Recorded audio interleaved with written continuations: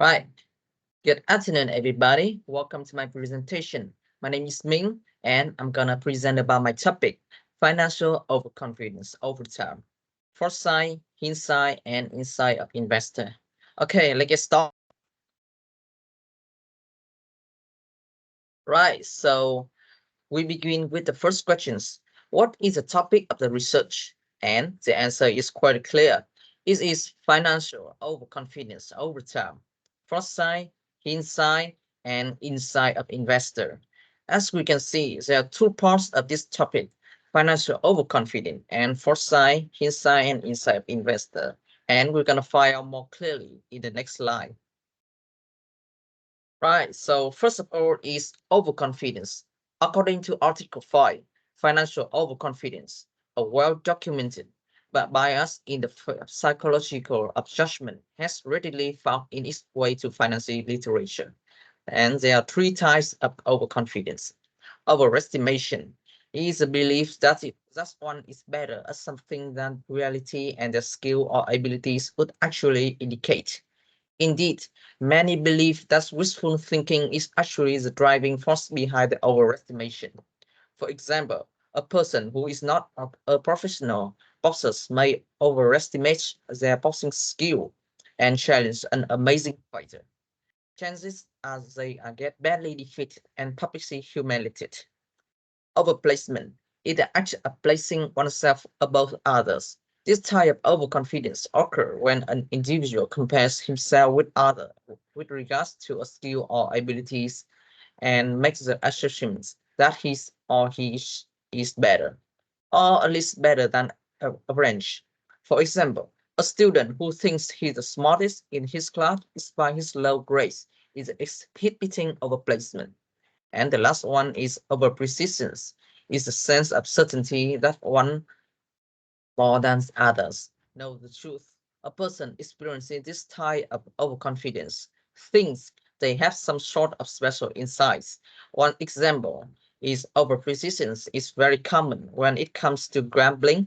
People who enjoy the activity are usually very certain about what's going to come up next on a deck of cards on a roulette wheel.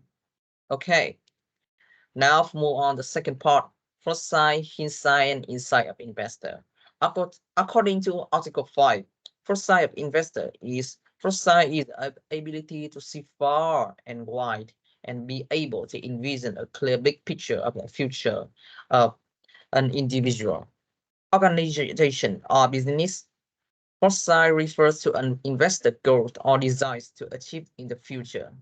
Inside investor, hindsight or overestimating one's abilities to predict an event, leading one belief that an event is more predictable than it actually is can lead to oversimplification of cause and effect.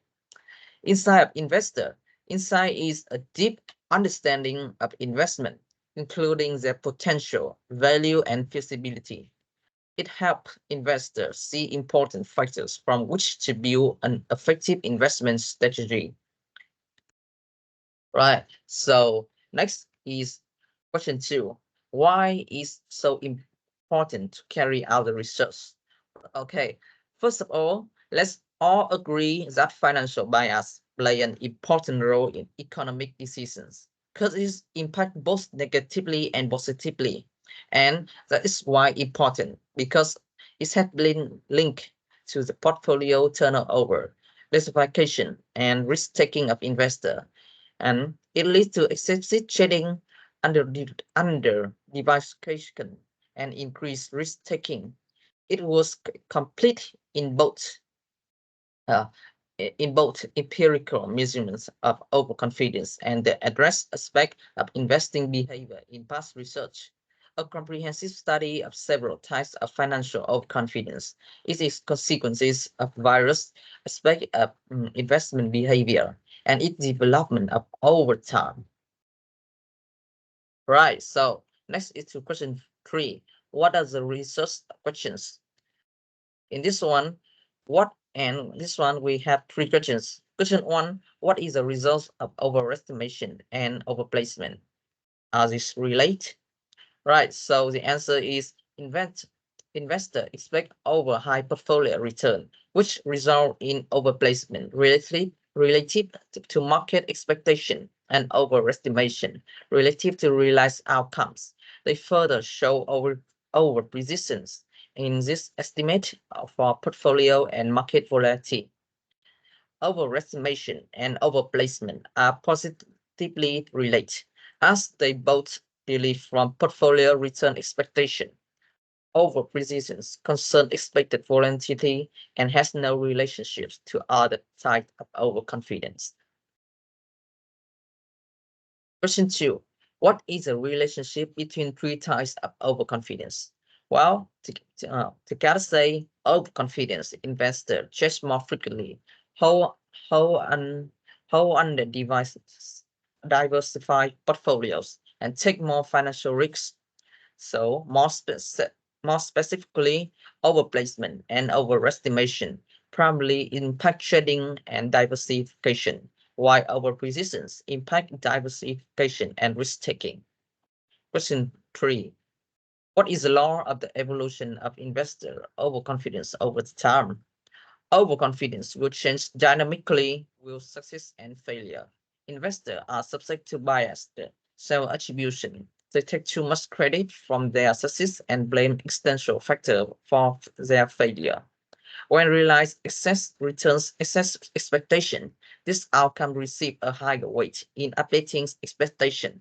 In case of poor return, investors rely more on their prior. Okay, question 4. How the previous research deal with the current research topic? With these questions, we have, sorry, my mistake. With these questions, we have deal with the research indeed. Past investment succeed strongly influences over persistence and overestimation for the subscription estimation period, but has no effect on overplacement. To learn more about dynamics of the confidence, they examine the individual variability of overconfidence over time, along with its possible cause. They confirm that the financial overconfidence increase after a real or previous investment success. This question has never been studied empirically. Right, so now we step on question 5. Which theoretical framework can be used for this research? After reading Article 5, I realized there are 3 types of theoretical frameworks that can be utilized in this research. More specifically, deductive framework, conceptual framework, and imperial framework. Okay, with deductive framework, the recognition of this framework is starting with a general hypothesis and then use data to test it, used in quantitative research. Their hypothesis is what is first, investors expect overly high portfolio return, which result in overplacement relative to market expectation and overestimation relative to realized outcomes. They further show overprecisions and their estimate for portfolio and market volatility. Second, overconfident investors trade more frequently, hold undiversified portfolios, and take more financial risks. More specifically, overplacement and overestimation primarily impact trading and diversification, which overprecisions impacts diversification and risk-taking. And last one, overconfidence depend on previous outcome. Investment success leads to an increase in overconfidence. Second is conceptual framework. Define the keys, and the recognition is define the keys, concept, and relationship based on concept that are the main variable in the study. In research, they define the meaning of overconfident, define the meaning of 3 types of confidence, and define the meaning of foresight, insight of investor.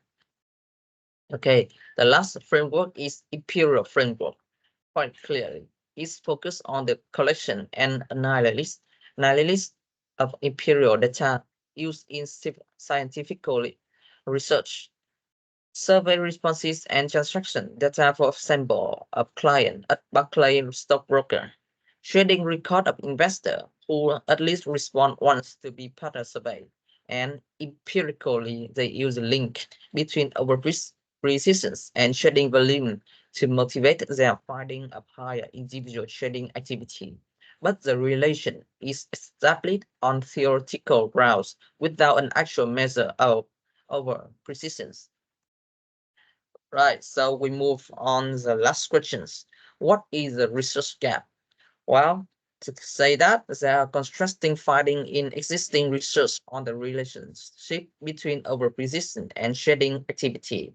They do not find overprecision to be associated with shedding activity, which which is contrary to theoretical literature on financial overconfidence, but consistent with most previous empirical results. A certain time period. This research was conducted in 2018, up now to has been 7 years, and the research topic is about financial overconfidence over time. So the general situation may change. It's not certain that the conclusion in study are consistent with current investment trend, and they can only consider risk within portfolios as they lack data on the overall financial assets of participants to determine the risky share. They have only limited data on non-participants, which includes age and gender and some individual portfolio information, portfolio value, number of positions, and number of transactions. The gender of participants unbalanced.